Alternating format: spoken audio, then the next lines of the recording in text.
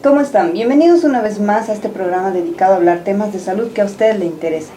Y como siempre, esta no es la excepción. En esta oportunidad hablaremos de un tema que es por demás interesante para todas las personas que nos están viendo, y es el asma. ¿Qué es el asma? ¿Cómo se diagnostica el asma? ¿Cómo se trata el asma? Y bueno, para hablar de este tema contamos con un médico especialista, el doctor José Antonio Mercado Calvimonte. Él es médico internista neumólogo. Doctor Mercado, bienvenido a nuestro programa. Muchas gracias, Karen. Espero que todo lo que nosotros podamos hablar ahora sea de utilidad para tu público, que estoy seguro de que este programa ha generado un montón de expectativa en todo Cochabamba, y como esto también se va a subir a la red, cualquier latitud del mundo, pues. Muy bien, doctor. Comencemos hablando sobre lo que es el asma, pero antes de entender lo que es esta enfermedad, ¿qué le parece si hablamos un poquito sobre qué es el aparato respiratorio, cómo está formado, qué funciones cumple? Bien, es tan simple como la definición. El aparato respiratorio tiene como función principal ayudar a que el aire del medio ambiente entre a nuestro sistema, favorezca el metabolismo de todos los órganos, y por otro lado, ese metabolismo, cuyo producto final es un gasecito que se llama dióxido de carbono, se ha eliminado a través de la mecánica o la dinámica respiratoria. Nosotros sabemos de que el punto de entrada del aire a nuestro sistema es nariz, boca, y a través de todos los circuitos, tráquea, bronquios, etcétera, llegan hasta los alvéolos o los pulmones, donde se produce este intercambio de gases que te comentaba. Muy bien, doctor, y ya hablando de lo que sería el tema en sí, el tema que vamos a tratar el día de hoy, doctor, ¿cómo podemos definir en palabras que probablemente la gente nos pueda entender en sus casas? ¿Qué es el asma? De hecho, definir no es difícil, y de hecho todas las guías, las sociedades, las academias, etcétera, han hecho el esfuerzo de definir la enfermedad del asma con un lenguaje simple, sencillo, para no generar falsas expectativas y una comprensión inadecuada del paciente o de la familia.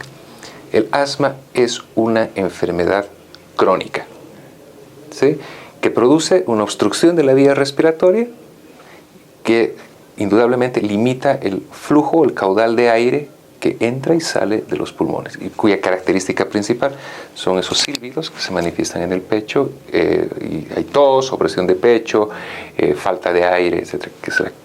Que si quieres, los 4 síntomas principales que te pueden indicar de qué es el asma. Muy bien, doctor. ¿Y el asma es una enfermedad que en quiénes es más frecuente, doctor? Bien, no hay edad para manifestarse el problema del asma. Puede dar en cualquier edad. Ahora que tiene una fuerte tendencia familiar, sí.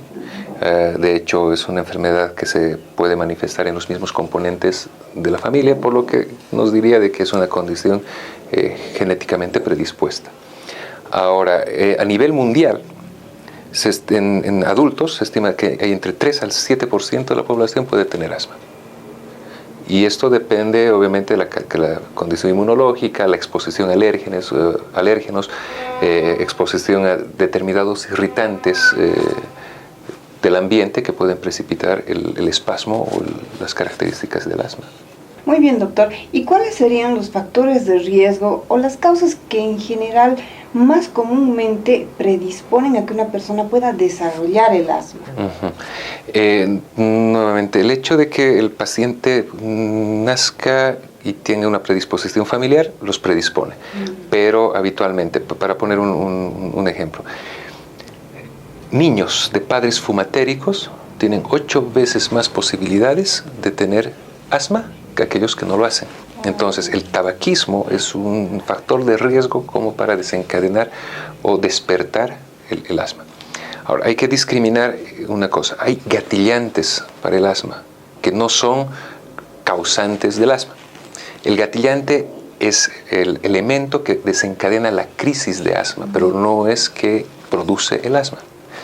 Y esto para poner en perspectiva para los pacientes. La mayoría de los gatillantes que hay en el ambiente son los alérgenos, contaminantes ambientales, el ozono, la contaminación ambiental, el parque automotor, que no tiene nada que ver con neumoalérgenos, animales con pelos, animales con plumas, los ácaros, olores fuertes, hay algunos aerosoles que pueden precipitar crisis de broncoespasmo en el individuo susceptible, en el individuo sensibilizado. ¿Y el estrés, doctor? El estrés es una condición que no necesariamente la desencadena, pero el hecho de hiperventilar produce mayor sensación de falta de aire y el broncoespasmo. El aire frío puede precipitar que los bronquios se cierren. Hablando ya justamente de ese punto, doctor, ¿cuál es la sintomatología que puede presentar una persona que probablemente está desarrollando un ataque agudo de asma? Son 4 principales: tos, silbidos en el pecho, que le apriete el pecho o que le falte el aire sin una causa clara de ejercicio desencadenante, aunque el ejercicio, por la hiperventilación, puede desencadenar crisis de broncoespasmo y asma. Bien, doctor.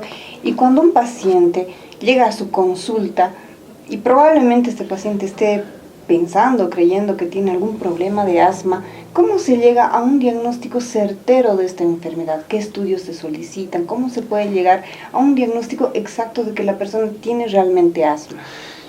El diagnóstico del asma en realidad es clínico, más que con el apoyo lo da el gabinete, ¿no? El apoyo para ver si tiene el asma, y en realidad es para ponerle grados de severidad. Pero el diagnóstico es clínico.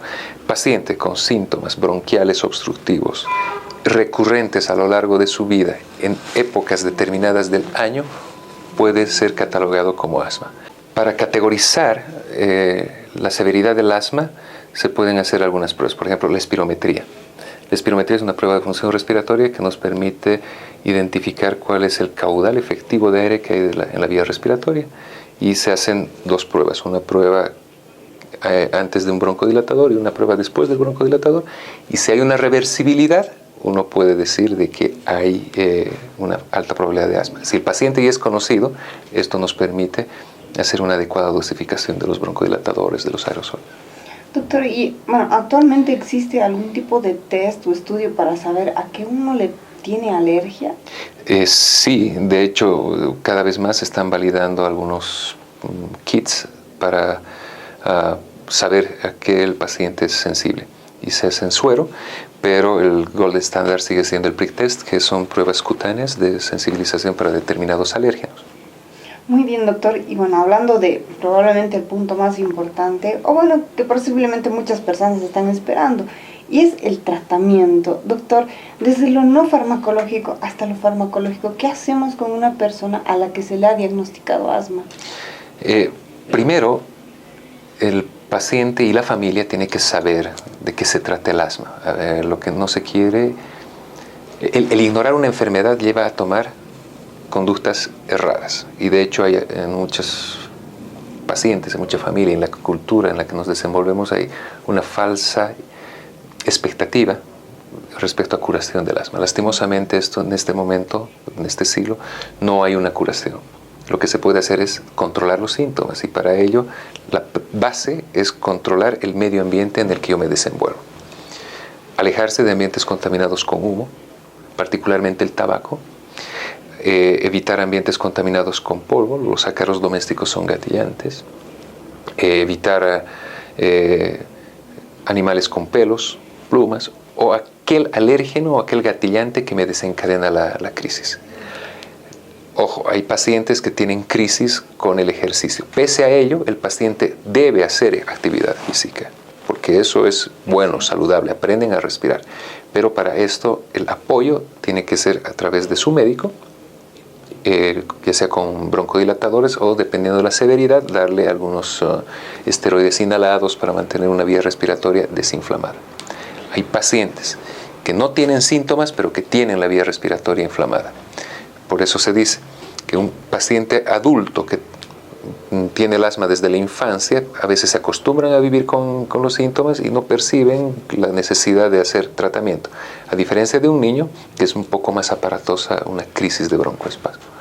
Justamente usted decía algo muy importante, doctor, y es que las personas, bueno, tal vez muchas personas se acostumbran a vivir con los síntomas que tiene el asma, pero doctor, ¿qué posibles consecuencias podría traer en la salud en general de una persona el no tratar el asma?